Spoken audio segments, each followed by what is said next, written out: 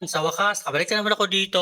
Mapapawaw ka talaga kapag naka-only rice ka. Madami talaga akong makakain dito. Ang isa pa ito, ang sarap ng pagkakaluto ng manok nila. Ang gusto ko talaga sa manok, medyo sunog. Yun ang gusto ko pagkakaluto noon, sunog. Kasi malalasahan ko talaga ang lasa ng manok na napakasarap. Habang kumakain ako, iniisip ko na sa paligid, baka may masabi sila, lakas kong kumain. Pero ako, kahit tignan nila ako, tuloy-tuloy pa rin ako sa paglamon ko. Paborito ko kasi ang ganitong luto ng manok. Alam nyo naman kung saan to, di ba? Hindi na nga pala ako nag-order ng soft drinks. Alam mo naman, nakakabusog ang soft drinks. Di ba kapag may soft drinks, mapapansin nyo, ang sarap kumain at madali na tayo mabusog. Kaya tubig na lang ang hinihingi ko para papatulog sa kinakain ko, para mas marami ako kumakain. Alam nyo po, sa totoo lang po, dito na po ako lumaki sa ganitong pagkain. Kaya po, ang laki po ng tiyan ko. Noon po talaga ang payat ko. Mula nung kumain ako ng mga only rice, doon po ako lumaki at tumaba at lumaki ang tiyan. At lalo na po, lumaki ang likod. Sabi nga ng iba, mabawas ako ng only rice para daw mas lumiit daw ang tiyan ko. Para namang hirap noon kasi nasanay na po ako kumain ng mga only. Once na nasimulaan mo na yan, mahirapan ka na talagang iwasan yan. Lalo na pag rice ang kakainin mo araw-araw. Palagi napakadaming rice araw-araw. Hindi mapigilan. Oo, talaga, di mapigilan. Lalo na pag ang manok ang ulam, tapos medyo sunog, tapos ang daming kanin. At sa totoo lang po, makakadalawang pinggan lang po ang pinakamababa kong kain pag manok po ang ulam. Sa kagaya ko, pag may only rice din sa tabi-tabi, tapos manok ang ulam, sigurado pupuntahan ko talaga dyan at makikikain po ako. Bakit kaya ganito ako? Pag may makita akong only rice, tapos ulam ang manok, talagang pupuntahan ko yung restaurant na yan para kumain. Okay, sige po, hanggang dito na lang po. Salamat po sa inyo.